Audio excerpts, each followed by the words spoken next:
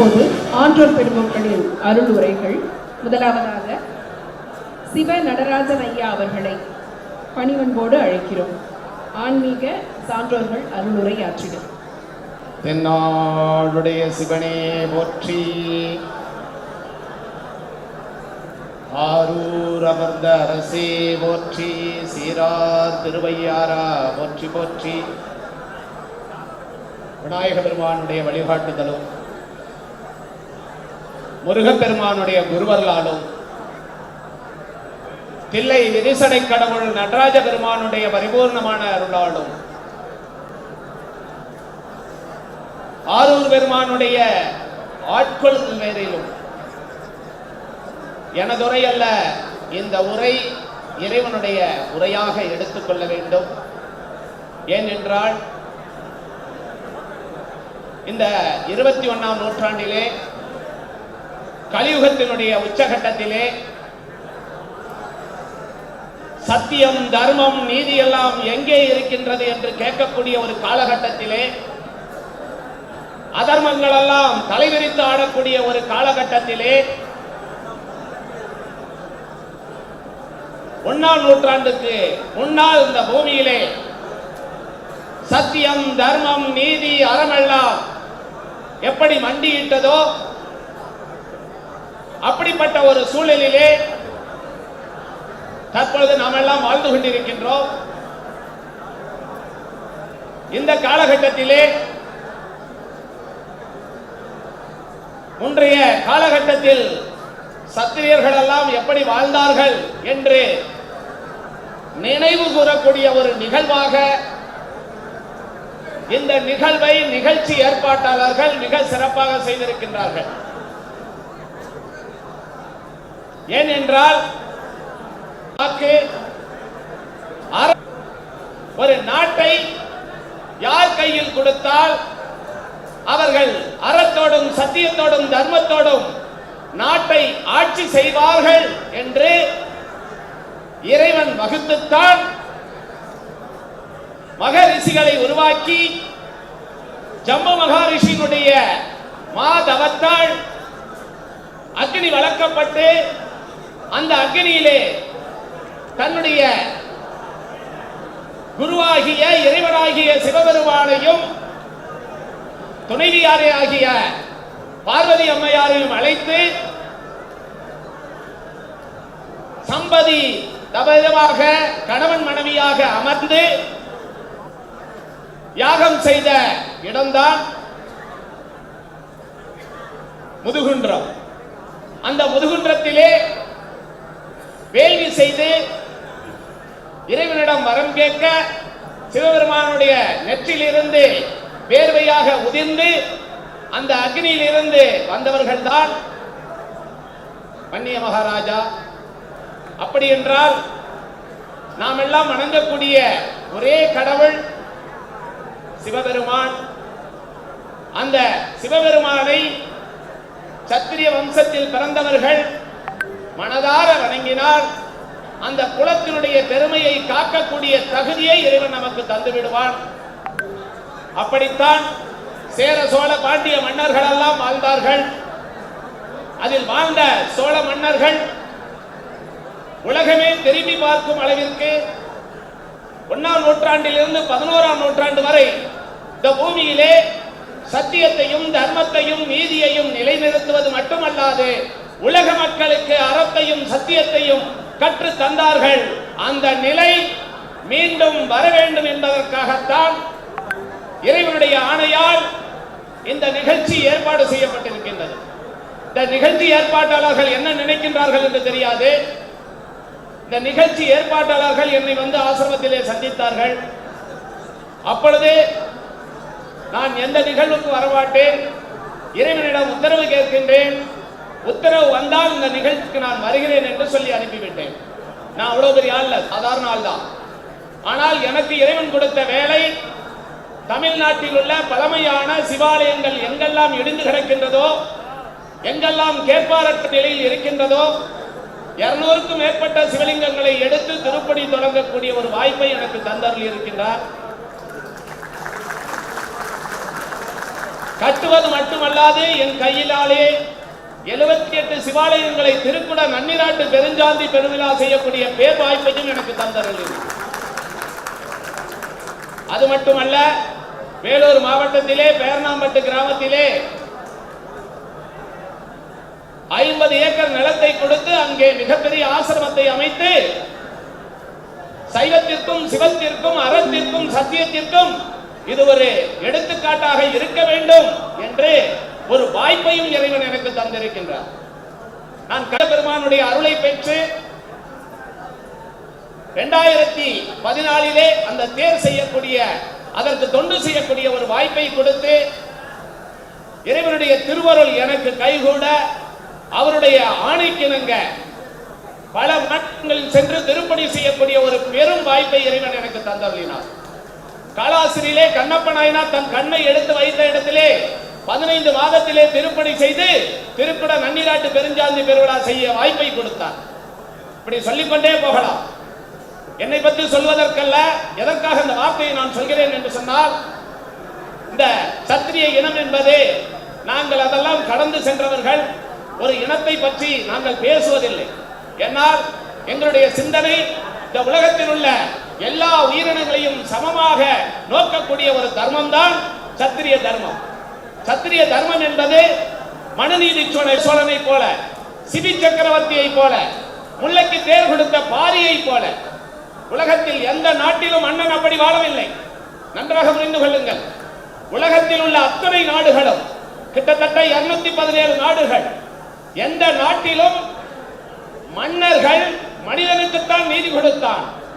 ஆனால் இந்த தமிழ் மண்ணிலே நன்றாக புரிந்து கொள்ளுங்கள், பசுவுக்கு நீதி கொடுத்தான் மனுநீதி சோழன், பறவைக்கு நீதி கொடுத்தான் சிபி சக்கரவர்த்தி. தன்னுடைய தொடை சதையை அறுத்து இடை போட்டு ஒரு புறாவுக்காக தன் தொடை சதையை அறுத்து கொடுத்தான் சிபி சக்கரவர்த்தி.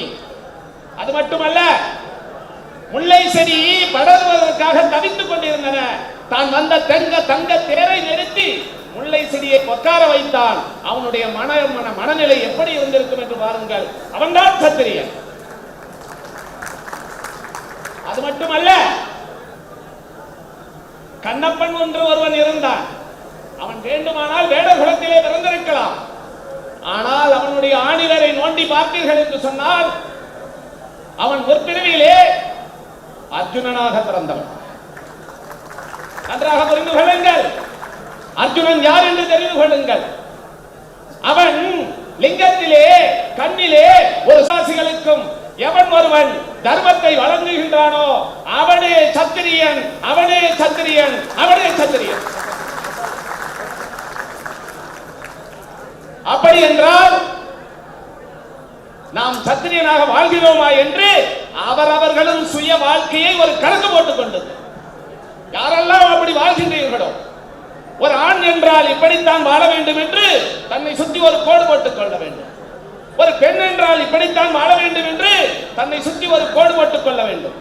அந்த கோட்டில் நின்று தான் இருக்கிற இடத்தில் எவன் ஒருவன் அறத்தையும் சத்தியத்தையும் தர்மத்தையும் பாதுகாக்கின்றானோ அவனே சத்திரியன் என்பதை மறந்துவிடக் கூடாது. மனுநீதி சோழன் எப்படி தீர்ப்பு கொடுத்தான் தெரியுமா? தன் ஒரே தவமிருந்து பெற்று எடுத்த இளைய மன்னன் பசுமாட்டினுடைய கன்றுக்காக தேரிலே விட்டு அரைத்தானே. அப்படி என்றால் அவனுடைய மனத நிலை எப்படி இருந்திருக்கும்? சில சான்றோர்களாம் பேசும் பொழுது ஆண்ட சமூகம் என்று சொன்னார்கள். இறைவன் நினைத்தால் யாரை வேண்டுமானாலும் ஆள வைப்பான், மறந்துடாதீங்க. சிவபெருமான் நினைத்தால் இந்த உலகத்திலே யார் வேணாலும் ஆள வைப்பான். ஏன் தெரியுமா? இந்த உலகத்துல எல்லாரும் நான் ராஜான்னு சொல்லிட்டு இருக்கான். இந்த உலகத்துல எவனும் ராஜா கிடையாது. இந்த உலகத்துக்கு 2 ராஜா தான். யார் 2 ராஜா? அந்த உட்கார்ந்து இருக்கார் ஸ்டேஜில் ஒரு ராஜா. சிதம்பரத்திலே இருக்கின்ற நடராஜன், அவன் தான் இந்த பூலோகத்துக்கு ராஜா. பாக்கி எவனும் ராஜா கிடையாது. எல்லாரும் இன்னொரு ராஜா இருக்கார். யார் அந்த ராஜா தெரியுமா? திருவாரூரிலே வீற்றிருக்கின்றார். மேலே 7 லோகம், கீழே 7 லோகம், 14 லோகத்துக்கும் சக்கரவர்த்தி திருவாரூரிலே இருக்கின்ற தியாகராஜன். இதை நான் சொல்லல, சைவ சித்தாந்த நூல்கள் சொல்கின்றன, 63 நாயன்மார்கள் சொல்கின்றார்கள், சமயக்குறவர்கள் 4 சொல்கின்றார்கள், சந்தானக்குறவர் 4 சொல்கின்றார்கள். சிவபெருமானுக்கு 2 இடத்தில் தான் ராஜா பட்டம். ஒன்று சிம்மாசனத்தோட தேருக்கு போவார். அந்த சிம்மாசனம் ரத்தன சிம்மாசனம். நல்லா புரிஞ்சுங்க. அதை செய்தவன் யார் தெரியுமா? சோழ சக்கரவர்த்தி. அவன் யார் தெரியுமா? சத்திரியன். நல்லா புரிஞ்சுங்க. அந்த திருமேனி எங்கிருந்து வந்தது தெரியுமா? இந்திரலோகத்திலே இந்திரன் பூஜை செய்து கொண்டிருந்தான். அதற்கு முன்னாடி அது எங்கே இருந்தது தெரியுமா? பெருமாள் தன்னுடைய நெஞ்சிலே வைத்து பூஜை செய்து கொண்டிருந்தார். யாரு? திருப்பதியிலே இருக்கின்ற பெருமாள் தன் நெஞ்சிலே வைத்து தியாகராஜ பெருமானுடைய திருமேனியை பூஜை செய்து கொண்டிருந்தார். தினந்தோறும் ஏங்கி மூச்சு விடுவார் இல்லையா? மூச்சு விடும் போது சாமி மேல போகும், விட்டோனே கீழே வரும், இப்படி இப்படி ஆடும், மறுபடியும் போவோம் வரும். அதனாலதான் திருவாரூர்ல இருக்கிற சாமிக்கு பேரு, அவர் ஆடுற நடனத்துக்கு பேரு என்ன நடனம்? அஜபா நடனம். என்ன நடனம்? அவர் எப்படி தேர்ல வருவார் தெரியுமா? தேரை இழுத்து அப்படி தானே வரணும், இப்படி வராது திருவாரூர் தேர். எப்படி வரும்? அப்படி தேரை இழுத்தா ஆரூரா தியாகேசா ஆரூரா தியாகேசா சொல்லுவாங்க இல்லையா?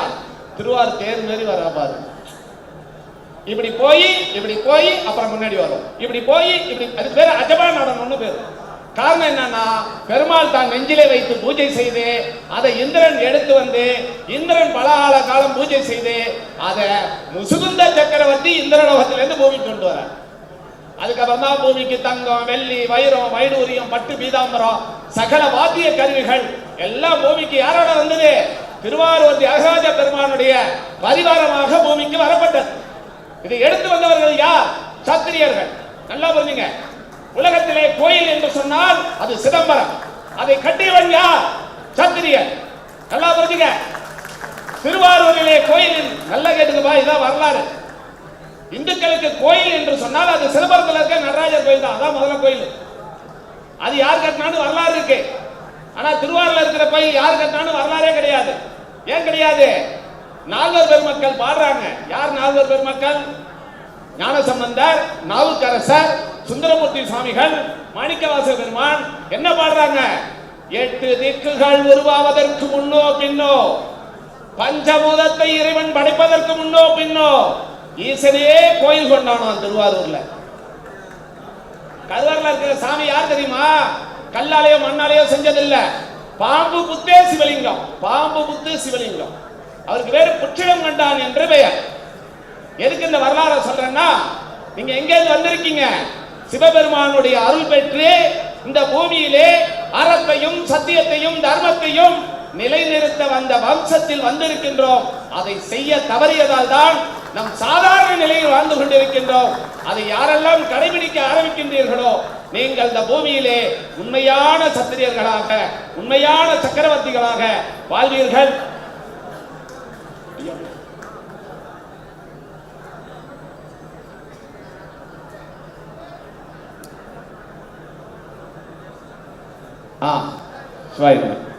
ஐயா அவர்கள் ராஜஸ்தானுடைய வன்னியகுல சத்திரியர்களுடைய மாநில தலைவர். இங்கே மெய்பால் சிங் மக்ரானா ஐயாவுடைய பெயர்.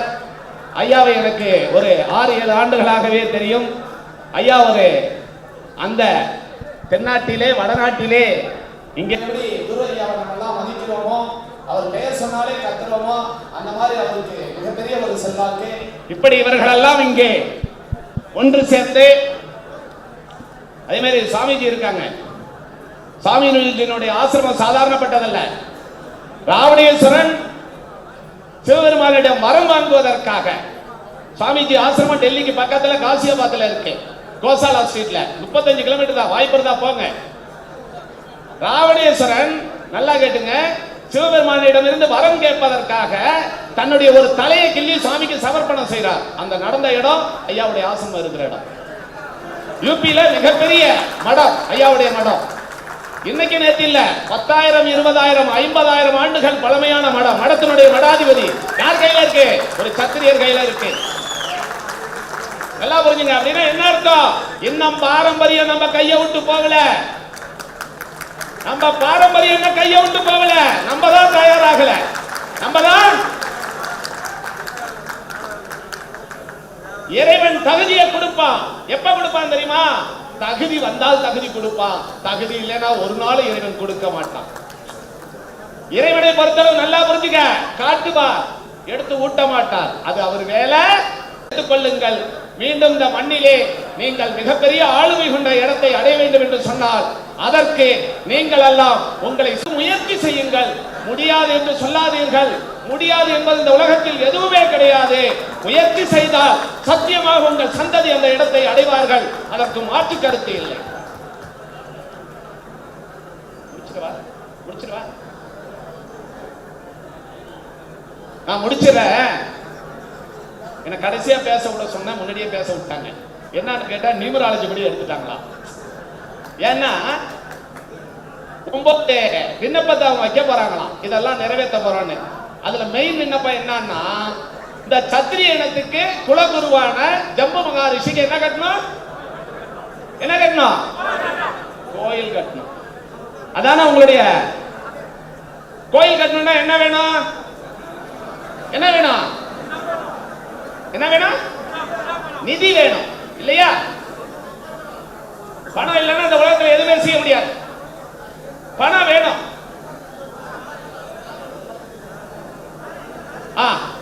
நம்ம ஐயாவே கோயில் சிலை எல்லாம் கட்டி தரேன்னு சொல்லிட்டாரா ஐயா அவர்கள்?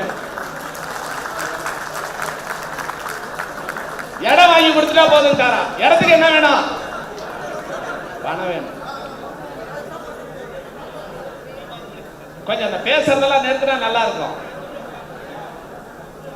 இந்த நிகழ்ச்சி எதற்காக ஏற்பாடு செய்தோமோ அதை நோக்கி சென்றால் சரியாக இருக்கும். நிகழ்ச்சி வெற்றி பெறும். நல்லா புரிஞ்சுங்க. ஏன்னா நாங்கெல்லாம் நூற்றுக்கணக்கான நிகழ்ச்சிகளை பார்க்கிறோம். எதற்காக நிகழ்ச்சி ஏற்பாடு செய்யப்பட்டதோ அந்த நிகழ்ச்சி அதை நோக்கி சென்றால் 100% வெற்றி அடையும்.